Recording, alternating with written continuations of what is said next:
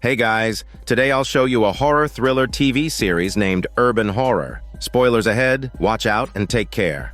The first story begins with a bus arriving at the station. After that, the cargo compartment door slowly opened and the driver began unloading the luggage, carefully placing each suitcase on the ground. A young woman stepped off the bus, stretched her neck briefly, and walked over to retrieve her suitcase. She picked up what she thought was hers, not realizing there were two identical suitcases in the pile. Pushing her suitcase, she headed towards the station exit, completely unaware of the man behind her who was pushing an identical suitcase and quietly following her. It was late, and most of the shops had already closed. The dim underground passageway she entered had many of its lights burnt out, casting unsettling shadows. Uneasy, the woman quickened her pace. However, upon reaching the elevator, she realized it was out of service. Forced to slow down, she picked up the suitcase to carry it down the stairs. But it was only then that she noticed something strange. Why did the suitcase feel so much heavier than she remembered? She hadn't taken more than a few steps before losing her grip. The suitcase tumbled down the stairs. Frustrated, she muttered to herself, wondering if she had really packed this much.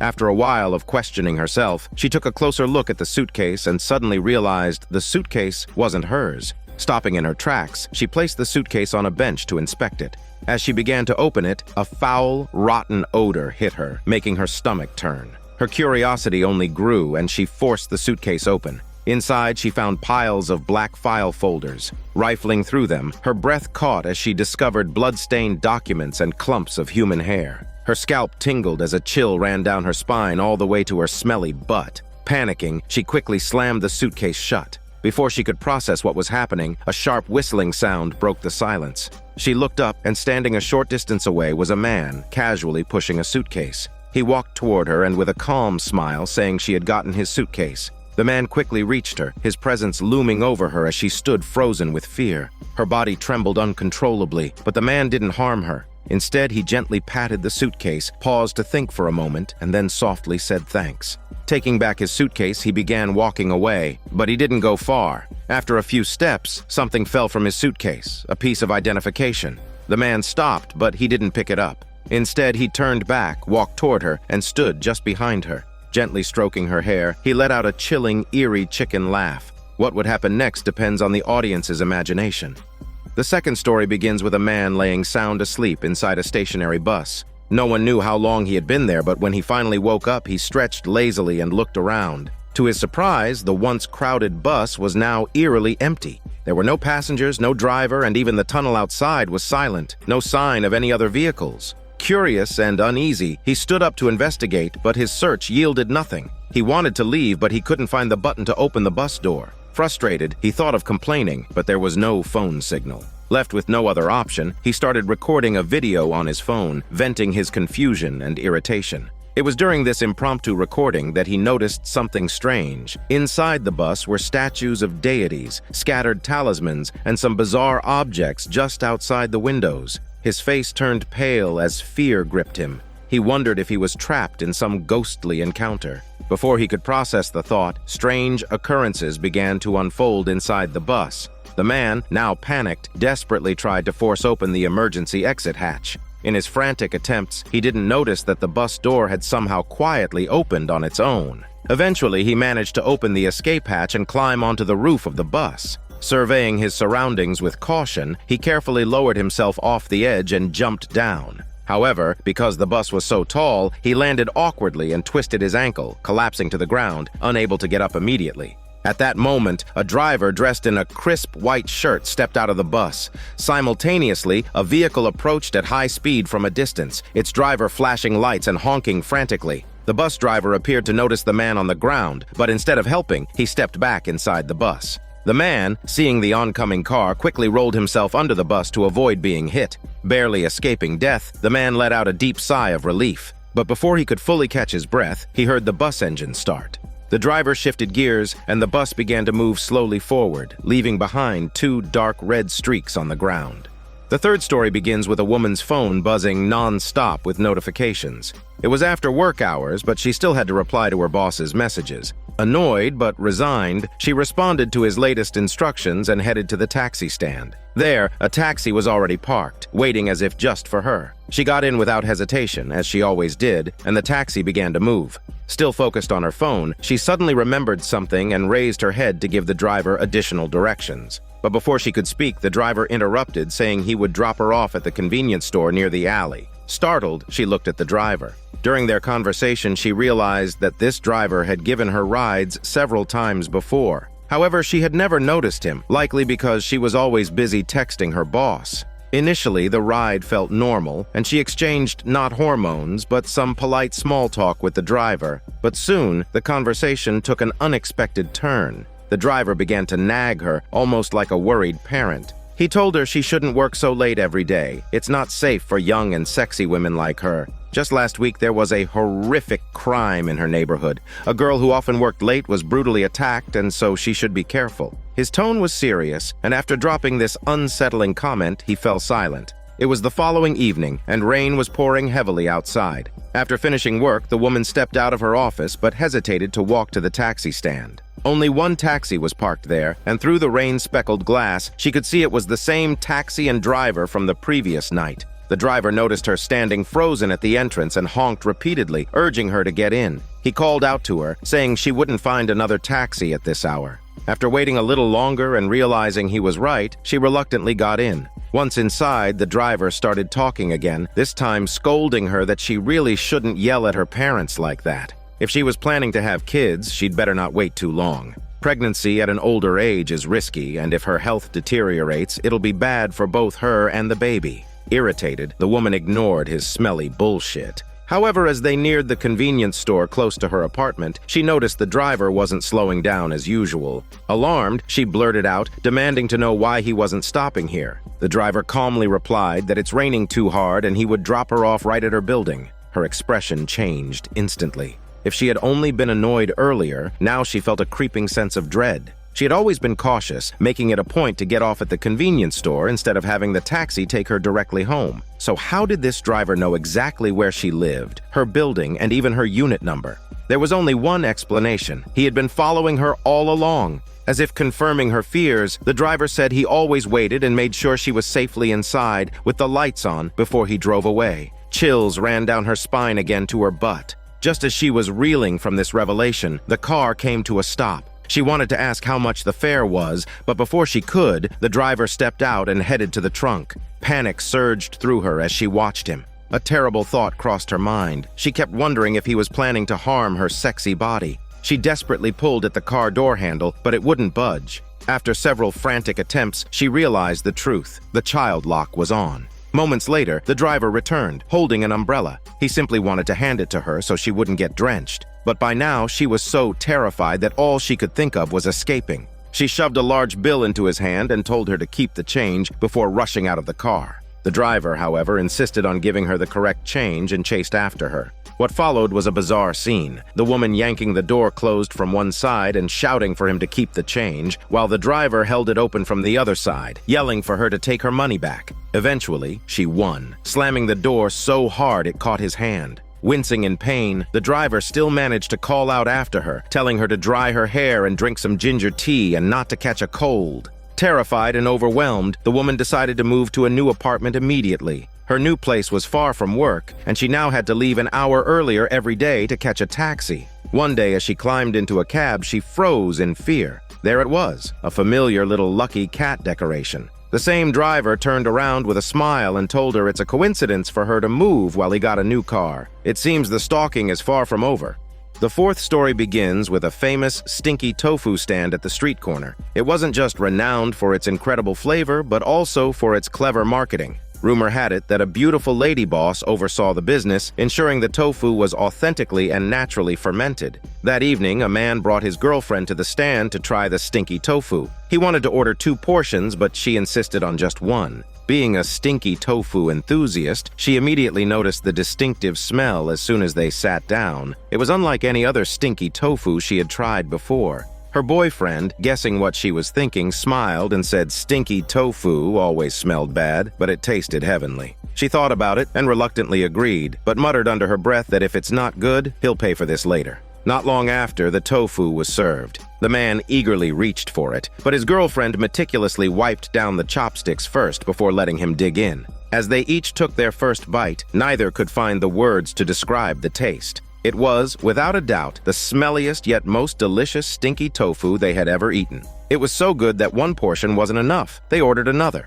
The owner was thrilled, seeing how much they loved the tofu. He proudly shared that both the tofu and the secret sauce were made using his family's special recipes, impossible to replicate. While waiting for the second portion, the boyfriend picked up a promotional flyer and noticed a photo of the owner's wife. His girlfriend immediately frowned. She didn't appreciate her boyfriend comparing her to another woman, especially one as beautiful as the lady on the flyer. Sensing the tension, the owner didn't seem bothered. Instead, he laughed and boasted about how his wife's beauty had charmed all the local vendors selling steamed buns and milk tea, yet in the end, she chose him, a humble, stinky tofu vendor. He spoke of this with such pride that his chest seemed to puff up. The girlfriend, still puzzled, asked if his wife was so beautiful, why isn't there a picture of the two of them together? The owner scratched his head and awkwardly replied that he was too ugly to be in photos.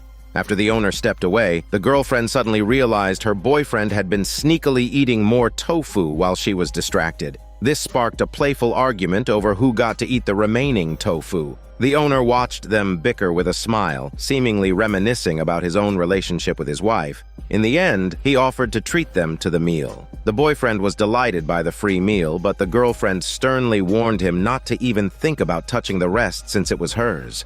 Inside the shop, there was a large red vat where the tofu was fermented. As the owner went to scoop some tofu from the vat, something strange happened. A hand suddenly emerged from the murky water. Surprisingly, the owner wasn't alarmed. Instead, he calmly sat down next to the vat, gazing into it with a tender, almost wistful expression. At the bottom of the vat, faintly visible, was the face of a beautiful woman who he might kidnap to be his wife. Meanwhile, outside, the couple continued eating the stinky tofu, blissfully unaware of what was happening inside.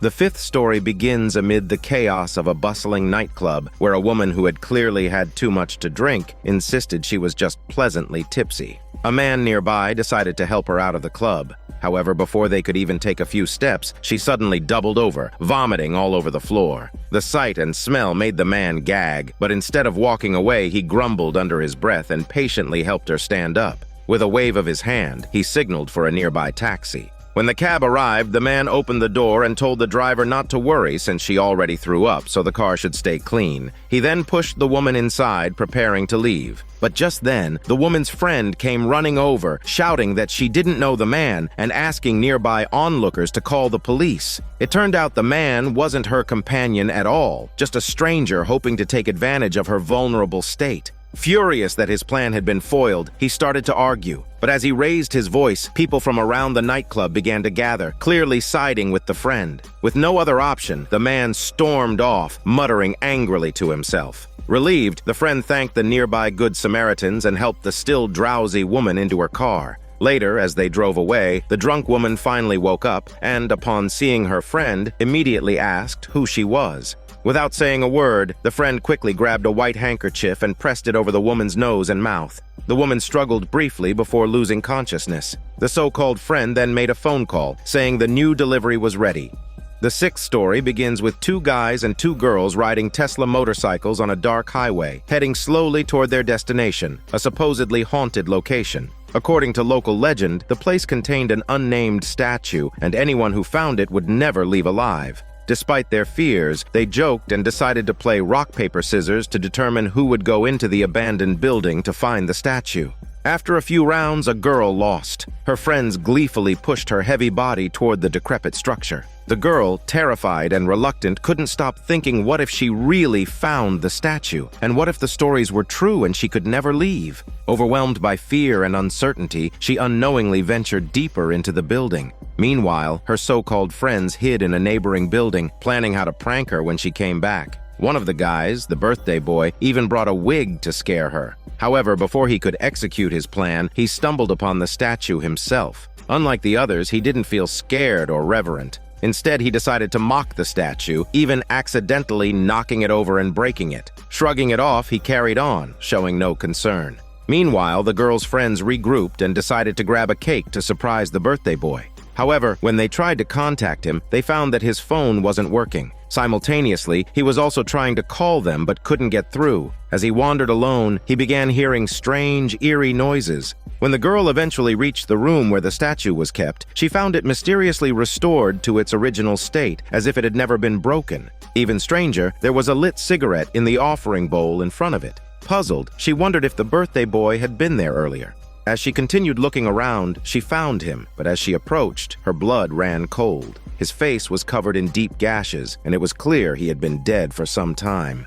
At that moment, the same eerie noises filled the room, sending shivering turds down her intestine.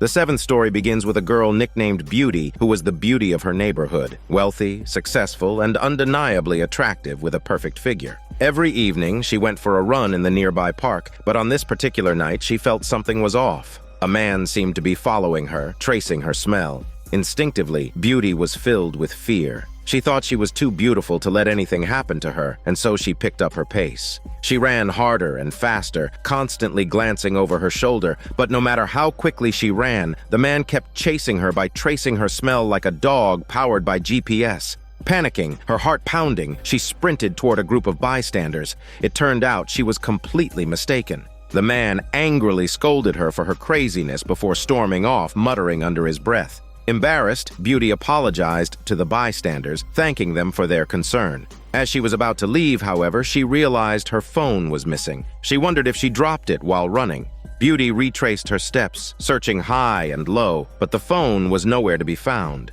Just as she was about to give up, her smartwatch vibrated with a notification, a message from an unknown number. The sender claimed to have found her phone and told her to meet them at the children's slide in the center of the park. The slide was located in the park's heart, a structure made of old cement bricks shaped like a castle where children often played hide and seek. However, since it was late at night, the area was deserted. Beauty looked around, searching for the person who had sent the message, but found no one. Then she heard a ringtone. Following the sound, she eventually located her phone lying on the ground. Relieved, she smiled and picked it up, but her happiness quickly turned to unease. Suddenly, in the dim light, a woman emerged from the shadows. Her face twisted with anger, and she muttered that beautiful people deserve to die. The eighth story begins with a pigtail girl who had just stepped out of the elevator when a delivery man called out to her. She had 2 packages to collect that day, and after handing them over, the delivery man asked if she knew if her neighbor was home. The pigtail girl wasn't sure, so she offered to accept the delivery on her neighbor's behalf. Later that evening, while the pigtail girl was washing dishes, she heard the elevator doors open and footsteps in the hallway. Peeking through her peephole like a peeping Tom, she saw that her neighbor had returned, so she quickly grabbed the package and handed it over. The neighbor looked puzzled, but took the package after the pigtail girl explained she was new to the building. The neighbor acknowledged her with a polite smile, said thanks, and immediately closed the door, giving the pigtail girl no chance to make further conversation. The next day, when the pigtail girl returned home, she saw the same delivery men crouching near her neighbor's door, looking visibly anxious. The pigtail girl offered to help again, but this time the delivery man seemed reluctant. He handed the package to the pigtail girl and asked if she had delivered the package from yesterday to her neighbor.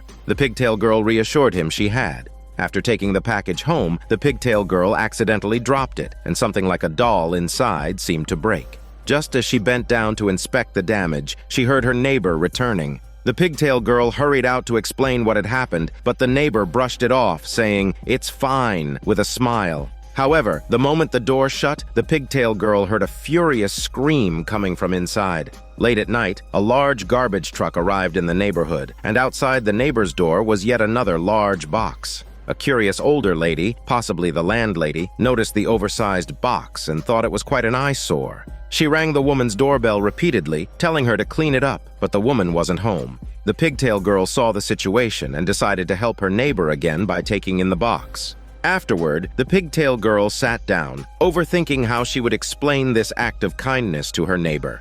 As she stared at the box, lost in thought, she suddenly heard a ringing sound coming from inside. The ringing abruptly stopped, leaving the pigtail girl confused. She leaned closer to the box, trying to figure out what might be inside. Then she heard heavy breathing coming from within. Before she could react, a knife slashed through the box and a voice snarled saying he never asked her to take the box, and that's where the story ends. As for the person inside the box, judging from the voice and the earlier ringing sound, it was probably the delivery man. It's likely that the neighbor woman claims many times that she never received packages, causing the delivery man to snap. He probably intended to deal with the annoying woman by hiding himself inside the box, but ended up at the pigtail girls instead. The ninth story begins with the Ferris wheel dazzling against the night sky, where a pretty girl couldn't resist taking a few pictures of the breathtaking scene. However, none of the photos she took seemed quite right. Just then, a man on a bicycle stopped in front of her. He was handsome and friendly, and he offered his help, saying he was really good at taking photos. Seeing how charming and confident he was, the girl had no reason to refuse. The two quickly struck up a conversation, and the atmosphere between them became relaxed and pleasant. The girl explained what she wanted, and the man eagerly complied, even offering some creative suggestions of his own. After a few shots, the girl had to admit, the man was as skilled as he claimed. The pictures were stunning, but they weren't enough. She wanted more, but not his hormones yet. The man seemed equally enthusiastic and asked her to try some poses, suggesting she slowly step backward for the perfect shot. As the girl moved back, she reached the edge of the road. A Tesla motorcycle sped past, startling both of them. The man acted quickly, heroically saving the girl by pulling her heavy body out of harm's way. Once they both calmed down, the air between them seemed to thicken with awkward, romantic, but smelly tension. Apologizing profusely, the man insisted on taking just one last photo. He asked the girl to trust him completely this time and to follow his directions exactly. With her guard down after the previous encounter, the girl complied. The man approached her, pretending to adjust her pose. Then, with all his strength, he pushed her heavy body into the path of an oncoming truck. In that horrifying moment, the girl's terrified expression met the man's twisted, eerie smile. The truck hit her, throwing her to the ground. As a crowd gathered around the girl's lifeless body, the man calmly pulled out his phone, transferring all the photos he'd taken to himself. Once satisfied, he discarded the girl's phone and began flipping through the pictures, smiling at his work. However, it's then revealed that these weren't just photos of the girl. The gallery contained images of many other women. Unbothered, the man got back on his bike and pedaled away, likely in search of his next target. The 10th story begins at a crossroad where a woman, while waiting at a red, entertained herself by watching the amusing and bizarre scenes captured by street view cameras. She laughed out loud at some of the moments she spotted, but then she noticed something strange. A peculiar old man appeared in one of the images near her. At the time, she didn't think much of it and returned home to continue her conversation with a friend on the phone. They even chatted about the funny street view scenes she had seen. Curious, she opened her computer and found street view images of her neighborhood. As she scanned the area, she wasn't surprised to spot herself. But then, she noticed the same old man again, standing nearby. Was it a coincidence? Following her friend's suggestion, she adjusted the view to older street view captures by changing the year in the corner of the map. Once again, she found herself, but there was the old man too, in every capture. Feeling uneasy, she dragged the little street view figure to her own address, looking at images of her home over the years. She was horrified to discover that the old man had been appearing in these photos for years. At first, he seemed to keep his distance, standing far from her house. But starting in 2022, he had moved closer. She could see him leaning against her windows, peering inside like a peeping Tom. Terrified, she froze. Forgetting she was still on the phone with her friend, she instinctively got up and began checking all the windows and doors in her home. Even after confirming they were secure, she couldn't shake the feeling of dread crawling down her spine to her intestine. Panicked, she asked her friend if she should call the police. Her friend tried to calm her, advising her to take another look and make sure she wasn't imagining things. Nervously, the woman returned to the most recent street view image. What she saw next left her paralyzed with fear. The old man was no longer outside. However, he was now inside her house. And from under her sofa, a creepy hand was reaching out, attempting to have a baby with her. The 11th story begins with a poor girl being awoken every 4 a.m. by a mysterious noise that had become a constant part of her life. The incessant racket was taking a serious toll on her. She couldn't sleep properly like a pig and was left exhausted and irritable. Despite telling herself that she needed to rest for work, she just couldn't manage it. By the next day, the girl was visibly haggard and pale. While riding the elevator that morning, the landlord met her and asked her why she looked so worn out. The girl replied her work had just been really busy lately. But this seemingly harmless comment appeared to trigger something in the landlord, who suddenly lashed out, accusing her of being just like every young person who pretends to be busy and overworks themselves. Annoyed, the girl decided to confront the landlord directly. She asked why her room always had strange noises starting at 3 or 4 in the morning. The landlord, unfazed, replied that he was old, his health was failing, and his doctor had instructed him to walk 5,000 steps every day, even if it was indoors. The girl suggested that perhaps the landlord could take his exercise routine to the park instead. But the landlord retorted, saying he had lived here for decades and none of the other tenants have ever complained. Maybe she should focus on solving her own problems, or if she couldn't, she should consider moving out. Defeated, the girl couldn't find the words to argue. She could only endure. Poverty, it seemed, was at the root of all her troubles. At around 4 a.m. the next morning, the clattering noise of the cane returned, jolting the girl awake once more. This time, she was consumed with frustration and rage. She leaped out of bed, grabbed a broom, and began furiously banging on the ceiling, shouting obscenities to vent her anger. However, after ranting for a while, the noise persisted. Realizing her landlord upstairs might not have heard her, she stormed out and headed directly to his apartment. When she reached the landlord's door, she rang the bell repeatedly, but no one answered. Impatient, she began pounding on the door with her fist. To her surprise, the door creaked open on its own. Without hesitation, the girl stepped inside. A foul stench immediately hit her as she entered the apartment. She called out a few times but received no response. Yet the noise of the cane tapping continued somewhere deeper inside. Following the sound, she found the landlord lying on the floor, appearing gravely ill and foaming at the mouth. Panicked, the girl froze, unsure of what to do. She wanted to call for help, but was stopped by the old man who, in his delirium, kept tapping his cane on the floor. The incessant tapping disrupted her thoughts and amplified her irritation. Overwhelmed by both anger and fear, she snapped and shouted at the old man to stop, but he didn't listen. He just kept tapping. Furious, the girl's expression changed, and she abruptly left the apartment, carefully locking the door behind her. Back in her own room, she finally lay down in bed. Strangely, the noise was gone. The silence felt blissful, and the girl smiled to herself, relishing the long-awaited peace. Finally, she could sleep.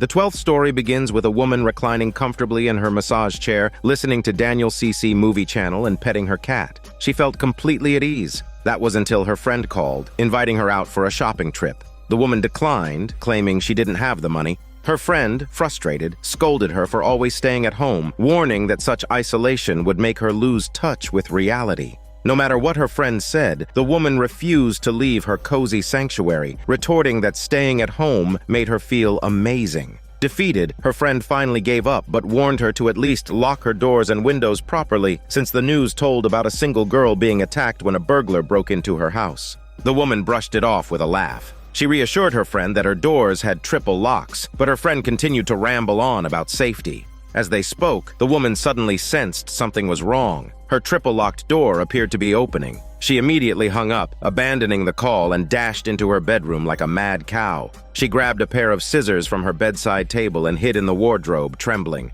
Moments later, the bedroom light turned on. The woman held her breath, terrified to make even the slightest noise. She could hear someone moving around, their footsteps drawing closer. Suddenly, the wardrobe door creaked open inch by inch. She could see the shadow of the intruder holding a knife, methodically searching. He was about to find her hiding spot when a voice called out, asking what he was doing here. It turned out to be the man's wife. The man replied he thought there's someone hiding in the wardrobe. However, his wife told him to stop being so paranoid because she would scare her to death with this nonsense. That night, as the couple slept soundly, their bedroom door quietly opened once more. The woman stood in the doorway, watching them. After a moment, she gently closed the door and returned to her hiding spot, the wardrobe. This is quite a twist. The 13th story begins with a young couple who got married, built a cozy home, and seemed to have the perfect love nest. However, the woman's mother insisted on staying over 5 days a week. While the man remained polite and patient, the woman found her mother's lack of boundaries infuriating. Every time the mother-in-law visited, she would immediately claim the man's recliner as her own and confidently command the smart home system to turn on her favorite TV shows. She seemed utterly indifferent to her daughter and son-in-law's feelings. Initially, everything seemed manageable, but one day, the mother-in-law started feeling unwell. She rushed home, took some medicine, and rested for a moment. Suddenly, an alarm-like sound blared through the house. Curious, she searched for the source of the noise and eventually discovered a lost robotic vacuum cleaner under the couch. Relieved, she put the matter aside, but just as she relaxed, the TV unexpectedly turned on, displaying live footage from the home's security cameras. Alarmed, she tried to use the voice command to turn it off, but the smart system seemed to have malfunctioned. Instead of shutting down, the volume grew louder and more chaotic. The cacophony made her head throb, and in her frustration, she finally smashed the TV. The man checked the television afterward and found it working perfectly. He implied his mother-in-law was the one who wasn't normal. Still, he reassured his wife, telling her not to worry because it's still under warranty. He would call someone to fix it. Meanwhile, the woman vented her frustrations to her mother, further widening the rift between them. A few days later, during dinner, the family appeared to be enjoying a harmonious moment. However, the woman had already made up her mind to get rid of her mother. Mid-meal, she casually mentioned being extremely busy the following week. Before she could finish, her mother cheerfully chimed in, saying she would take care of herself here. Her nonchalant tone left her daughter utterly speechless. Then came the fateful day. After taking a shower, the mother-in-law stepped into the living room, only to find the air conditioning blasting freezing air. Shivering, she tried to turn it off using the smart system, but the temperature only dropped further.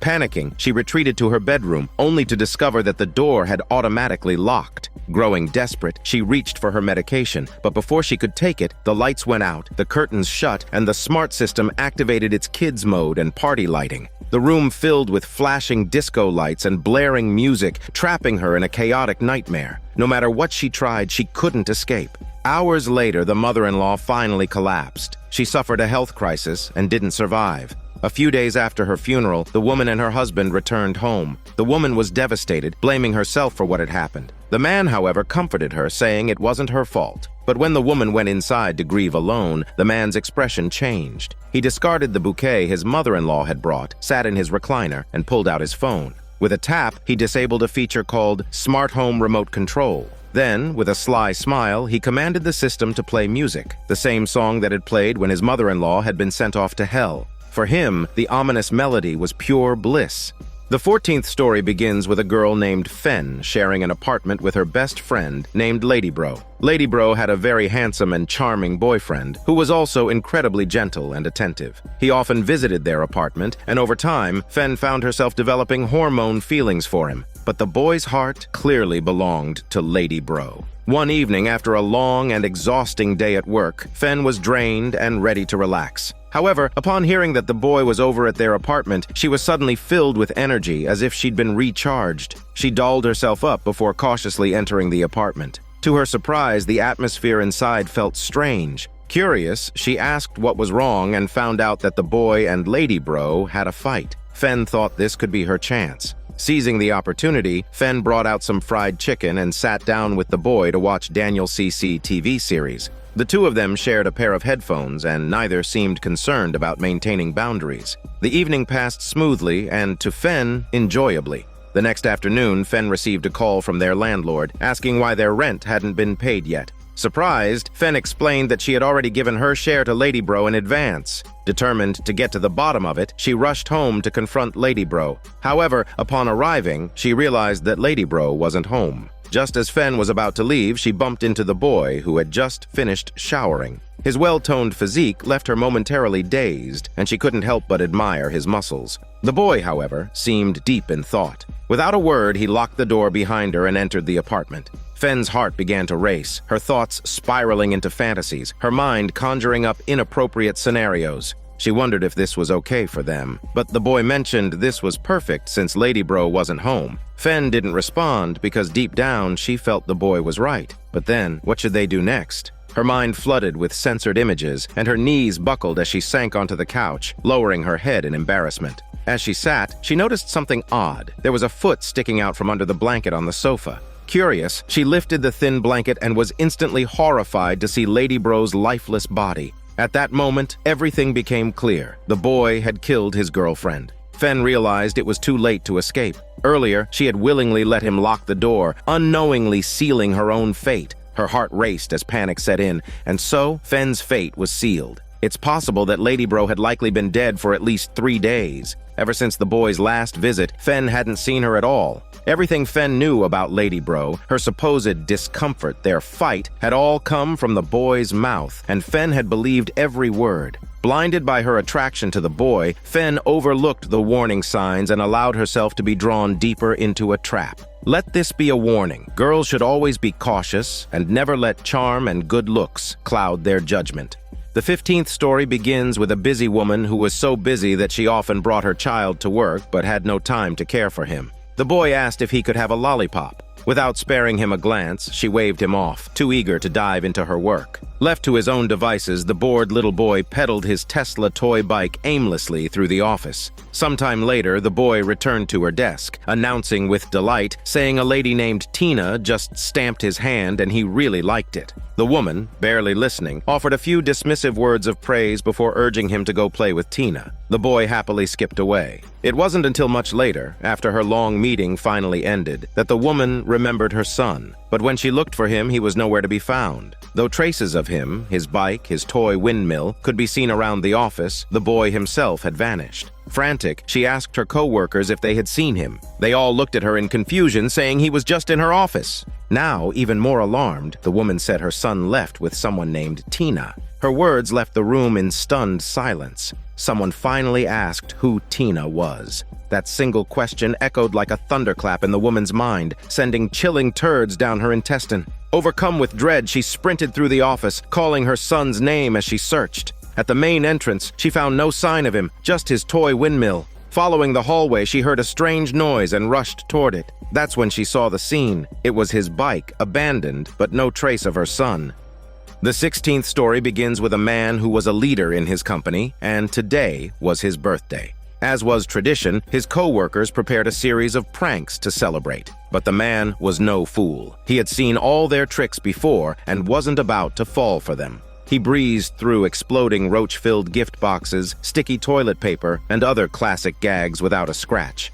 At the end of the workday, as he prepared to leave, he realized that the entire office had gone eerily quiet. He wondered if they all hid somewhere. Just as he was about to leave, his co-workers emerged from hiding, singing "Happy Birthday." It seemed they had given up on pranking him. After the song, they handed him a cake and began to cheer.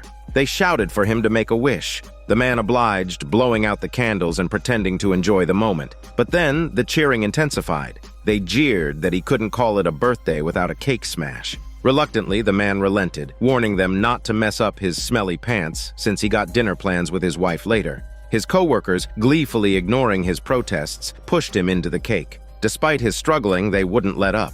After a while, someone noticed something was wrong. The man had stopped moving. Pulling his face from the cake, they saw to their horror that several thick skewers were embedded in his face. He lay on the ground, convulsing uncontrollably. The 17th story begins at midnight when an office lady was still hard at work, pushing through her exhaustion with sheer willpower. She kept telling herself that she had to finish her tasks no matter what. However, just as she was getting into her flow, the lights in the office inexplicably went out. Cursing under her breath, the girl grabbed a flashlight and prepared to investigate. As she stood up, a strange sound came from behind her. Before she could turn around, an inflatable shark balloon mysteriously appeared out of nowhere. The girl jumped back, terrified and frustrated. She demanded to know who left this thing here. She called out into the darkness for anyone there, but her voice echoed unanswered. Feeling uneasy, she cautiously called out the names of 2 colleagues. No response. Instead, she saw a giant doll's head lying nearby. Fear crept over her, making her hesitate. And just then, she heard noises coming from the printing room. Summoning all her courage, she decided to investigate. When she arrived, the room was empty except for the printer, which appeared to be malfunctioning, printing papers on its own. Curious, the girl picked up the printed sheets only to freeze in shock. Her hands trembled as she read the contents, and then she woke up. It had been a nightmare. The girl sighed deeply, trying to calm her nerves. She prepared to continue working when suddenly the office lights actually went out, just as in her dream. Everything that followed mirrored her nightmare exactly. The noises, the doll's head, the shark balloon, and even the printing machine that seemed to have a mind of its own. Terrified, the girl hurriedly gathered her things and prepared to leave. But just as she reached for her computer, the screen flickered on, displaying a message asking her if she noticed him. She screamed in horror as the monitor switched to a live feed of the printer, which was now spewing out page after page of her most vulnerable and despairing moments. And that's where the story ends. Looks like the girl's co-worker might have a sinister side. The 18th story begins with a college boy who had just graduated and was lucky to land a job at a real estate agency. On his first day, he was paired with a senior employee who would show him the ropes. However, the senior was quick to warn him that he really picked the wrong time to start here. Apparently, the company's performance had been poor last year, which led the higher-ups to send in a new supervisor. This new manager had already put everyone under immense pressure, leaving the team mentally drained and physically exhausted. The senior led the boy to his desk, welcomed him to the team, and encouraged him to dive into work. Time flew by, and before long, it was well past regular working hours. Yet no one in the office dared to leave. Suddenly, the team leader stood up and said this was ridiculous. He asked if they were just going to sit here all night without resting. One coworker quickly said the team leader got a wife and kids to support, so he didn't really want to risk getting fired. The comment seemed to deflate his frustration, and after adjusting his tie and fixing his hair, he nervously approached the new supervisor's office door. Gently, he knocked and stepped inside. The team leader entered the supervisor's office, leaving the rest of the employees anxious and unsure of what was happening. It might have been minutes, or it might have been longer, but when the team leader finally emerged, something about him seemed off. He was smiling broadly and declared with uncharacteristic enthusiasm that there's no such thing as impossible, only whether they are willing. His energy was so unnervingly different that it left the others confused. With a cheerful demeanor, the team leader walked up to another colleague and said the supervisor needed to see him immediately. Although reluctant, the colleague complied and entered the office. When he returned, he too had transformed, repeating the same eerie mantra, "There's no such thing as impossible, only whether they are willing." One by one, each colleague was summoned to the office, and one by one they returned looking as though they'd been completely changed. Watching this surreal scene unfold, the college boy and his mentor stood frozen in disbelief. Sensing the creepy atmosphere, the mentor suggested nervously they should step outside and run a client visit or something. But before they could act, the team leader blocked their exit and dragged the mentor toward the office. The mentor had no choice but to go in. Meanwhile, the college boy, feeling increasingly uneasy, retreated to the bathroom. But it wasn't long before loud knocking echoed through the restroom door. At first, he ignored it, but the knocking grew louder and more urgent. Suddenly, the door was kicked open, and standing there was the mentor, wearing the same eerie smile as the others. The mentor grabbed the college boy and led him back to the group. Now standing by the office door, the boy realized he didn't want to go in, but escape was impossible. Before he could resist, his enthusiastic coworkers lifted him up and carried him into the supervisor's office. Time passed. Finally, the office door creaked open, and out walked the boy. His face eerily serene, joining the chorus of his colleagues, began to shout that there's no such thing as impossible, only whether they are willing.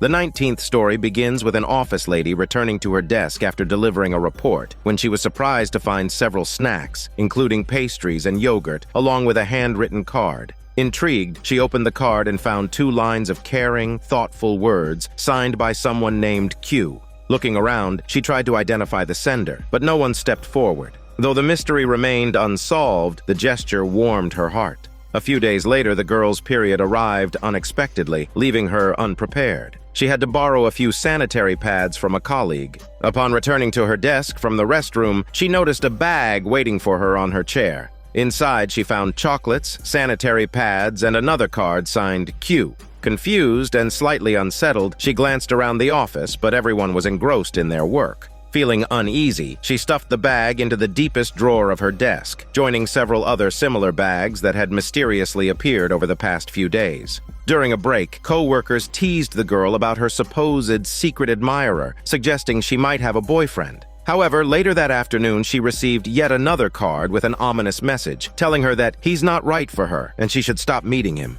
Alongside the card was a file folder containing a copy of the man's divorce papers and photos of the girl eating and laughing with him. Chills ran down her spine. Later, while paying a co-worker for milk tea, the girl opened her wallet and froze. There was a photograph inside, a photo of her sleeping at her desk with some words written on the back saying her sleeping face is so cute. Panicked, the girl instinctively touched her ear and then grabbed a mirror. What she saw made her blood run cold. Behind her ear, someone had marked her with the letter Q. The 20th story begins with a newbie office lady at a company where she was often stuck with the dirtiest, hardest jobs, earning the least while doing the most. Feeling utterly frustrated, she headed to the rooftop, unable to hold back her tears any longer. There, she ran into a senior colleague. He had been with the company for years and quickly understood the reason behind her tears. Instead of offering direct comfort, he started sharing his own story. When he first joined, he was worse off than her. Back then, the office didn't have any smoking areas, let alone this fancy rooftop space. If they wanted a breather, they couldn't even step outside. When he got upset, he had to pretend to have a stomachache just to cry in the restroom, and even then, he couldn't make a sound. Hearing this, the woman began to feel better, finding some solace in knowing that even seasoned employees like the senior had endured tough times. The senior continued, saying she was hardworking and diligent, and everyone in the office saw that. He told her that her brighter days were coming since one of her tormentors had been poached by a headhunting firm, and another one planned to resign after his year-end bonus. The woman smiled at the thought of her two tormentors leaving the company. Then the senior added that he would be leaving too, since he would be heading to the headquarters to take on a managerial role. Surprised but happy for him, she congratulated the senior. He reassured her that with her work ethic, she too would rise to similar heights one day. This encouragement reignited her motivation, and she returned to her desk with a renewed sense of purpose. Back at the office, she bumped into her supervisor, the one who had berated her earlier. Much to her surprise, he apologized for being too harsh, saying her abrupt departure earlier had worried everyone. She brushed it off, casually mentioning her chat with the senior. However, the mention of the senior's name caused two co-workers to exchange uneasy glances because the senior was laid off this morning and his daughter was just born a few days ago. Suddenly, a loud thud interrupted their conversation. A heavy object had hit the ground outside. As they rushed to look, they saw the senior's body sprawled on the pavement below. Strangely, just beside his lifeless form, a group of real estate agents from a nearby office was doing synchronized exercises, eerily chanting that there's no such thing as impossible, only whether they are willing. Shaken, the woman pulled out her phone and saw one final message from the senior, telling her to spread her wings and fly with courage. Perhaps he meant for her to soar in her career, or maybe something else entirely.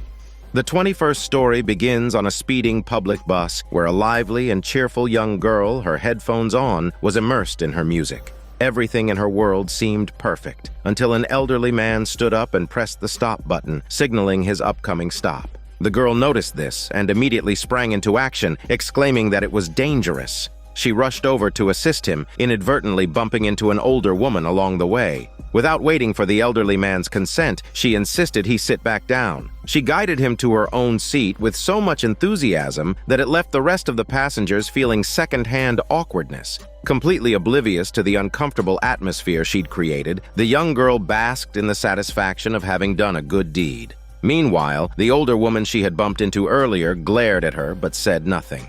The bus slowed down as it reached its stop, and the elderly man shakily stood up to alight. A woman and her child boarded the bus at the same stop. The boy tried to swipe his card twice, but it didn't work. Once again, the helpful young girl stepped forward, assisting with the swipe. However, the child's mother smiled and explained that she was merely trying to teach her son to do it himself. A short while later, the bus stopped again, and the young girl prepared to alight. Just as she stepped off, she noticed a man running to catch the bus and saw that it was about to leave. Without hesitation, she turned around and waved to the driver to stop, saying there was one more person who needed to board. The man quickly boarded, offering a warm "thank you." It filled the young girl with joy, the kind of happiness only acts of kindness can bring. She then put on her headphones and skipped away cheerfully. The scene shifted back inside the bus where the man she had helped was now seated. He seemed quite content as he set his backpack down, unzipped it, and pulled out a crossbow. With a delighted grin, he loaded his weapon against all the passengers, causing a bloody scene. The story ends with a reminder. Sometimes people who shine the brightest are simply blinding others.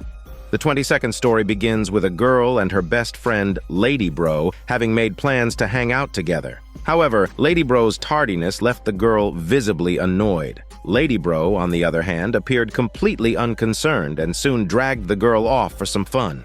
Along the way, Lady Bro excitedly suggested they get tattoos and even showed the girl some designs she thought were super cool. But the girl, feeling low, clearly wasn't interested. Sensing her friend's reluctance, Lady Bro teased the thing on her face, saying she could have picked something smaller, maybe a smiley face or something less weird. She even suggested the girl be brave and try something different. Annoyed, the girl declined outright, leaving Lady Bro to storm off ahead. What Lady Bro didn't notice was that the girl had been captivated by a small portrait exhibit by the roadside. The sketches, all in pencil, were eerily lifelike, featuring men and women of all ages, each with distinct expressions, some joyful, some fearful, some sorrowful. As the girl approached the portraits, she thought she could hear faint whispers. Lady Bro came back, rolling her eyes. She asked what she was doing. The girl said those paintings were talking to her. Lady Bro brushed her off, but the girl countered, asking her if she thought these sketches were amazing. Lady Bro, unimpressed, replied they were all right, but they gave her the creeps. She wondered who would make stuff like this just for fun. One sketch caught the girl's eye. It's a two-dimensional self-portrait with an eerily realistic expression. Below the sketch was a QR code. Remembering Lady Bro's earlier challenge to be brave, the girl smiled, pulled out her phone, and scanned the code. She decided she wanted the artist to sketch her too. Lady Bro groaned in frustration, but left after mumbling a half-hearted goodbye, saying they'd meet later. After Lady Bro left, the painter came and asked if it was the girl's sketch appointment. Later that evening, Lady Bro returned after completing her own errand, only to find no trace of her friend. Concerned, she dialed her friend's number, but the calls went unanswered. Frustration soon gave way to an inexplicable chill, as she thought she heard faint, despairing cries or the soft sigh of a spirit. Turning around, her gaze fell upon one of the portraits. It's her friend's face, now frozen forever in graphite. The story ends with an unsettling reminder. Sometimes being brave can cost you everything, including your life.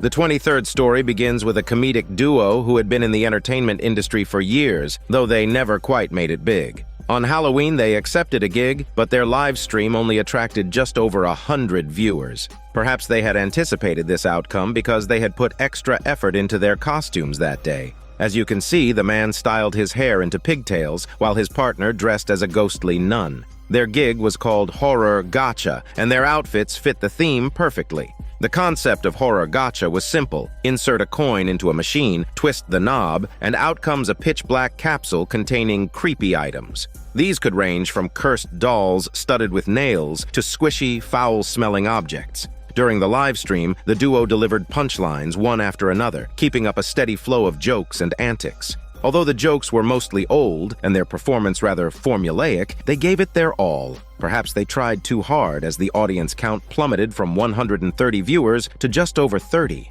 The chat was merciless, mocking them for being cringeworthy from start to finish. Realizing this, the partner decided it was time to pull out a stunt. He picked up one of the squishy, stinky items from the gotcha machine and swallowed it whole. That's when things went horribly wrong. The partner began choking, but the man thought he was putting on a show for dramatic effect. This misunderstanding caused his partner to miss the critical window for resuscitation. As the situation worsened, more people tuned in to watch the spectacle. Ironically, as the partner's suffering escalated, the live stream began to gain popularity. In the end, the partner died. The final moments of his life were captured in that live stream, and the man uploaded the video to his channel with the title, "The Most Unforgettable Halloween." The video quickly went viral, racking up over 500,000 views. It became a way for the man to mourn his partner and share his grief with fans, or perhaps it was a tool to exploit sympathy and rake in profits. The video led to his channel gaining over 300,000 new followers overnight,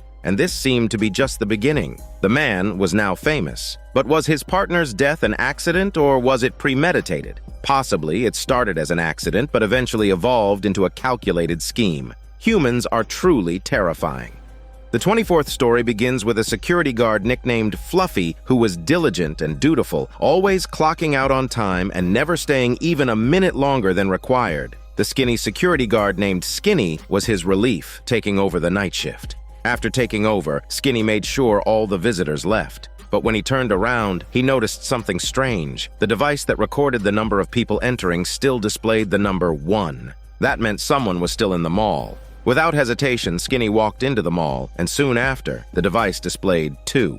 As Skinny roamed the dark mall, he grumbled about Fluffy's laziness, complaining that he never did his job properly and only cared about going home to sleep. The mall was eerily dark. Armed only with a flashlight, Skinny searched the premises. For a fleeting moment, he felt someone behind him, but when he turned around, all he saw was a mannequin. The sight startled him, and he cursed under his breath, telling himself he'd quit after this month. He decided not to continue his patrol and returned to the guard room.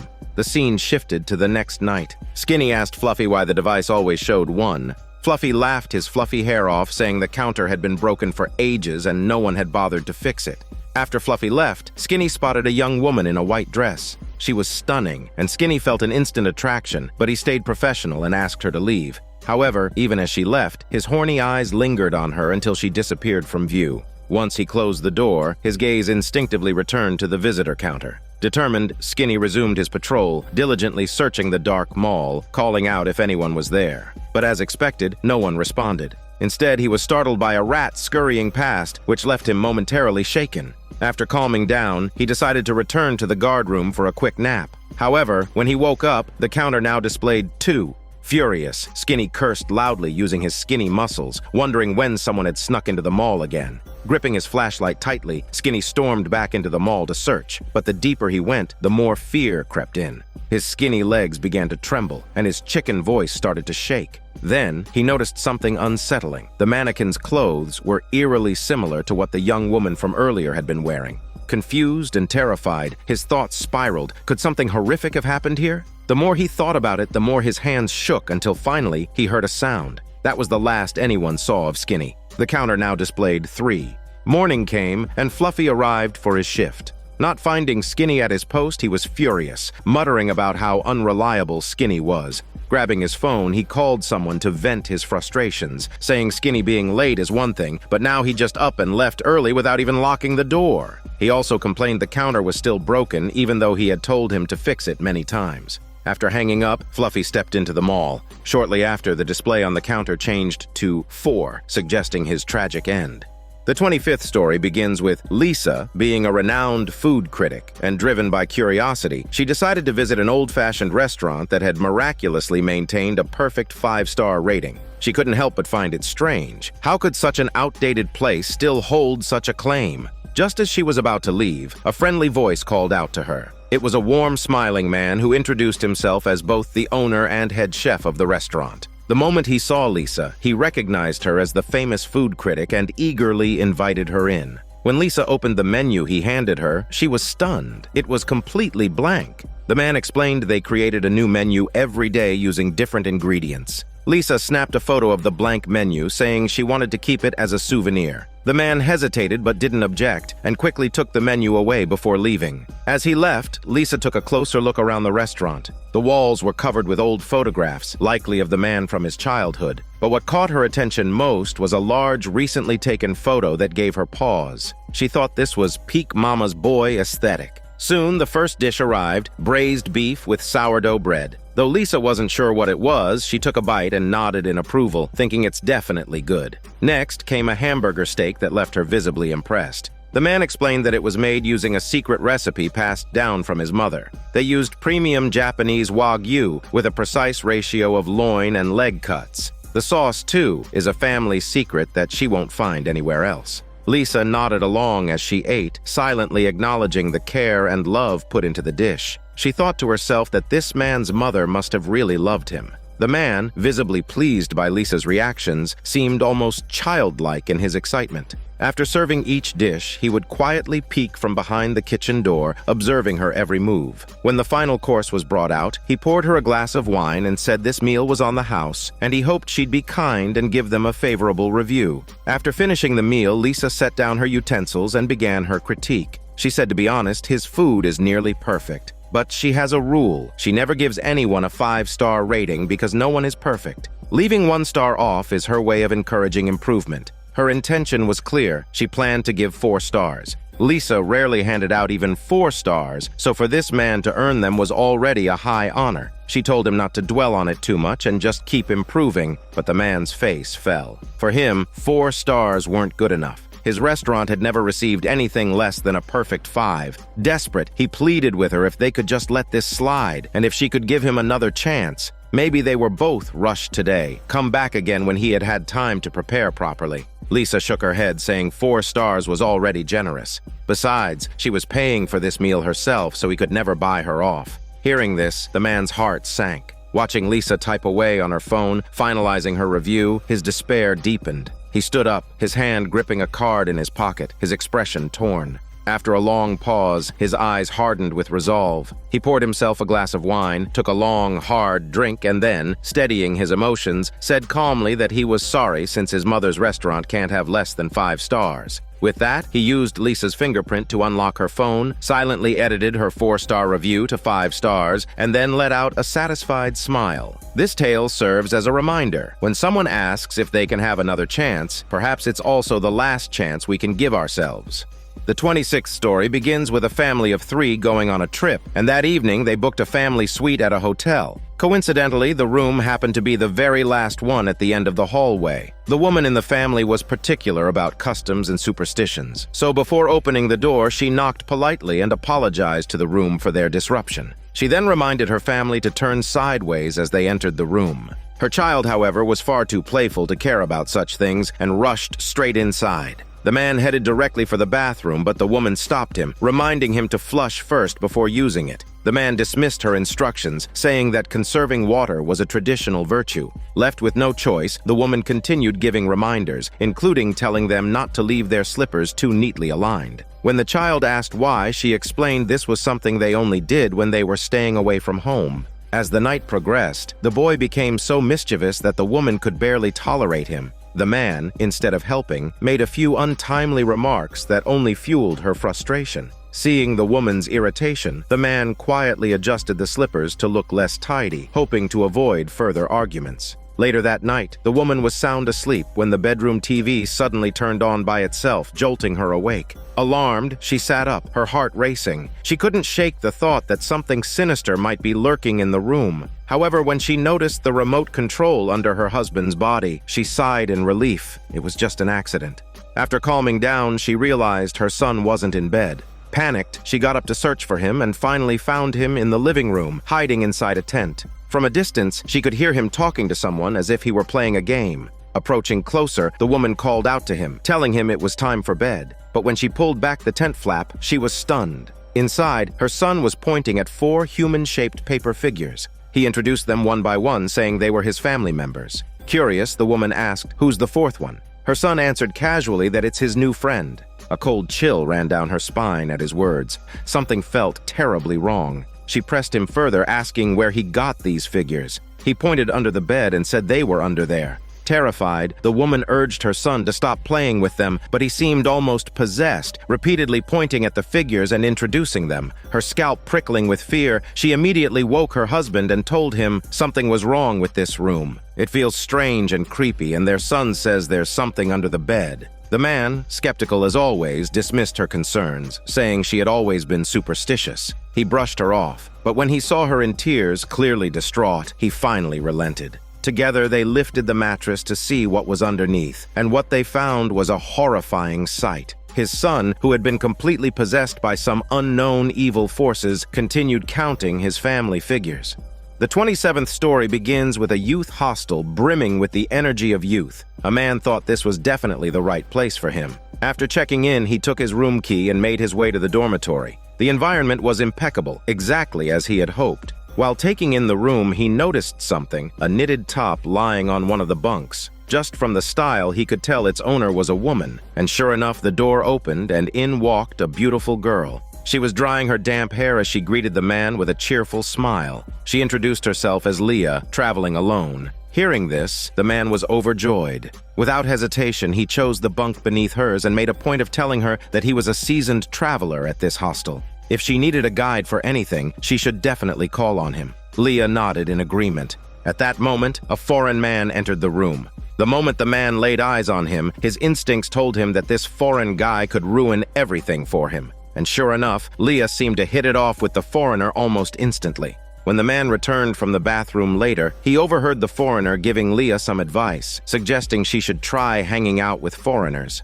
Leah didn't seem to reject the idea. Watching this, the man couldn't help but feel as though the toy he was about to claim for himself was being taken away. He was frustrated, but could do nothing about it. That night, the foreigner climbed into the bunk above the man's. Soon, rhythmic creaking noises began. Clearly, Leah and the foreigner were engaged in something intimate. The sounds, the pace, it all annoyed the man to no end. He tried venting his frustration, but to no avail. In the end, he put on his headphones and blasted upbeat music to drown out the hormone noise. Still, the bed above him continued to shake, the intensity growing. The music couldn't mask his irritation anymore, and he shut his eyes, trying to force himself to sleep. Time passed, maybe a moment, maybe much longer. Suddenly, the bed stopped moving, but then something dripped onto the man's face. Curious and alarmed, he opened his eyes and saw bloodstains and a knife protruding through the bunk above. Terrified, the man froze. At that moment, a head dangled down from the top bunk. It was Leah.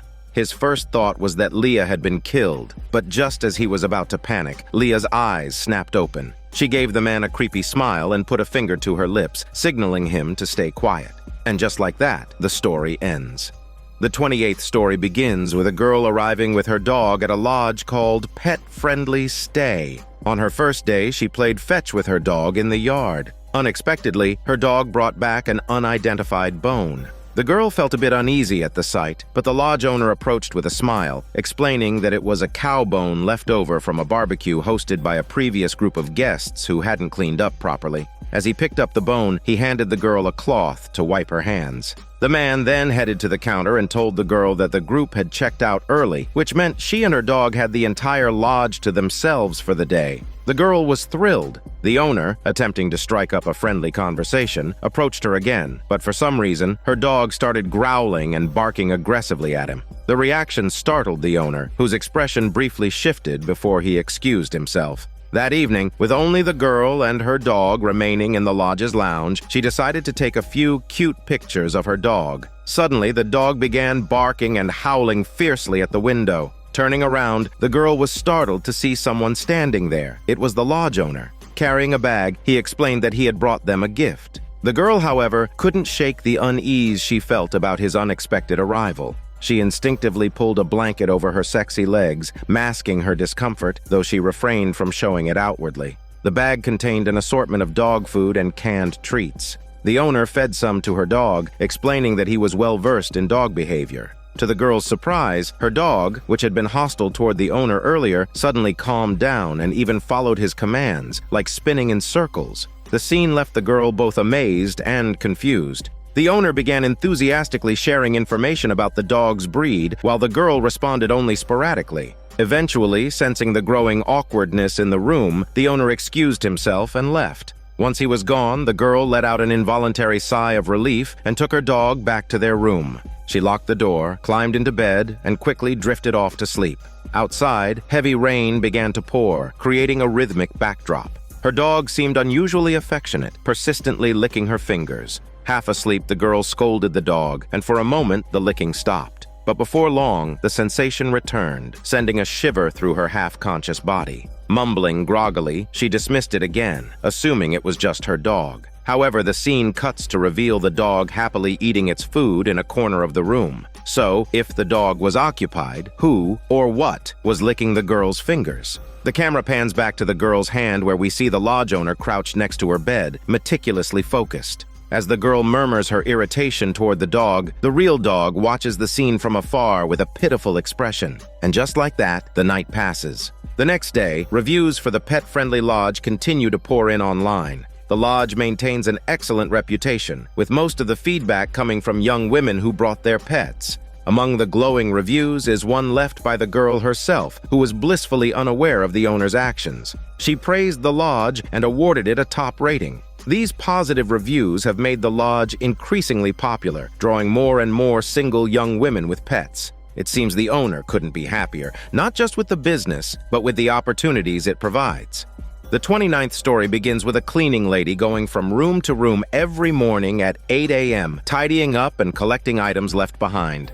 Despite the mess, she was in good spirits until she discovered a towel under one of the beds that wouldn't budge. Curious, she crouched down to take a closer look, only to see a hand and arm attached to a long-deceased body. Judging by the condition, it must have been there for quite some time. The sight terrified her. Instinctively, she clutched the cross around her neck and muttered a prayer before pulling out her phone to call the police. But just as the call began to connect, she heard a noise outside the door. Realizing someone was coming back, she quickly hung up and shoved the towel and the arm back under the bed. A heavily tattooed man entered the room shortly after. The sight of him filled her with dread, but she pretended everything was fine and tried to leave the room. Before she could step out, the man grabbed her arm. Although she wanted to make up an excuse to escape, most of her cleaning supplies were still inside the room. She had no choice but to stay and continue cleaning, all while trembling and avoiding contact with the corpse beneath the bed. Finally, her work was done, and she was preparing to leave when the man insisted she stay, claiming he wanted to tip her.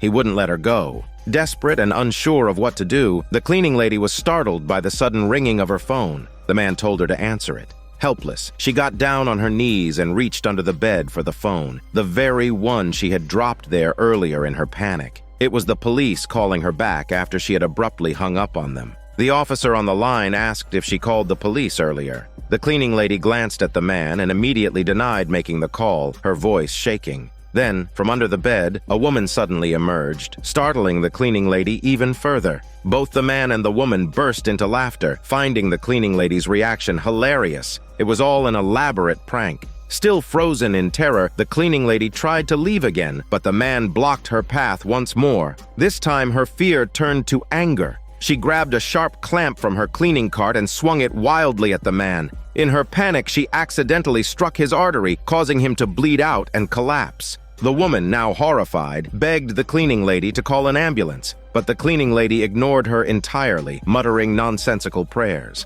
In desperation, the woman pulled out her phone and confessed it was all a cruel prank, an attempt to scare the cleaning lady for fun. She admitted it was their fault and pleaded for forgiveness. The cleaning lady stood frozen, processing what she'd just heard. Then she looked at the mess before her and began to cry uncontrollably like a giant baby. But after her tears subsided, a chilling smile spread across her face. She decided the woman wasn't leaving alive either. It's a grim reminder. Don't mess with people. You never know how it'll end.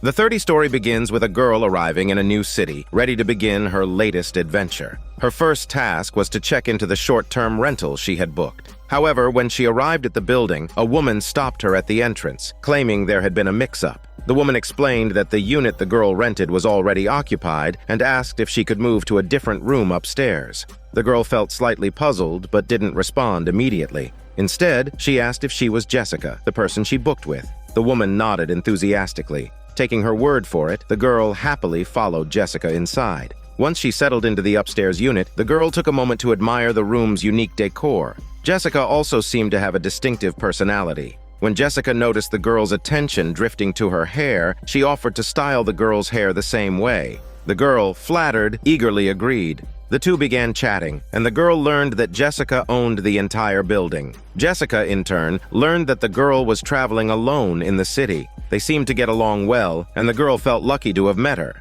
Just as the girl was about to express her gratitude, her phone rang. She answered, only to hear a woman's voice on the other end. The woman asked where she was since she had been waiting for her at the door. The girl asked the woman who she was, confused.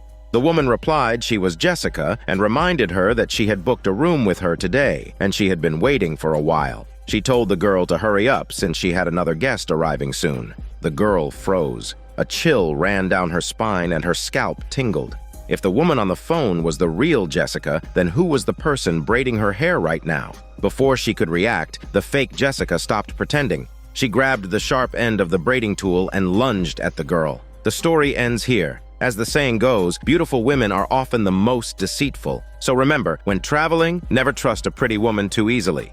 The 31st story begins with a bellhop at a hotel. On this particular day, he had the chance to assist a stunningly beautiful woman. While they were chatting, the woman's male companion walked over. Picking up on their relationship dynamics, the bellhop decided to upgrade their room for free to a premium suite with a scenic view. As the bellhop led the way, the man whistled nonchalantly while wrapping an arm around the woman's greasy waist, pushing their luggage into the elevator. The bellhop stayed behind, watching them as they disappeared into the elevator. Once they were gone, he dimmed the lights in the lobby, placed a "Ring for Assistance" sign on the desk, and quickly slipped into a nearby storage room. In this scene, the man opened his laptop, watching an oddly sensual video. However, there was something strange about the man in the footage. He didn't immediately get to the main event. Instead, he started by cutting the woman's hair. This bizarre behavior sparked the bellhop's dissatisfaction and muttered complaints, but it was only for a moment. Soon, the pair on screen proceeded with more conventional activities.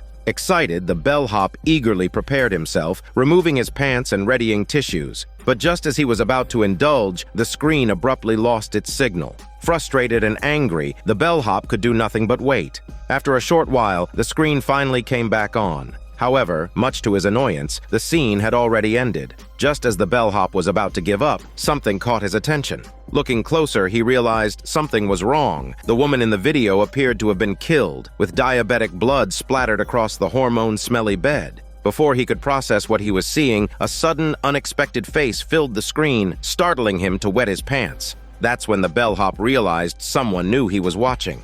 On the screen, the man turned to the camera and gave a chilling, eerie smile. Terrified, the bellhop scrambled to pull his smelly pants back on and quickly shut his laptop. As he hastily hid the laptop in the storage room, he heard a knock at the door. Before he could even answer, the door creaked open, revealing a man entering the room, whistling casually. The man looked at the bellhop and asked with a smirk if he had enjoyed the show. At the same time, upstairs, the woman's lifeless body lay beside a blue box painted with a sinister-looking ghost face. This box is the same one mistakenly retrieved by the woman in an earlier story. The man in the video, still obsessed with collecting hair and fond of whistling, hadn't changed. Only his methods had grown more gruesome. Judging by how events were unfolding, it seemed likely that the bellhop's fate would end far worse than the woman's. So, perhaps if the bellhop hadn't meddled by upgrading their room or used such depraved means to spy on them, his outcome might not have been so tragic. As the story concludes, it's clear that immoral curiosity is often one's undoing. This is Daniel CC Movie Channel. Stay safe and enjoy your day.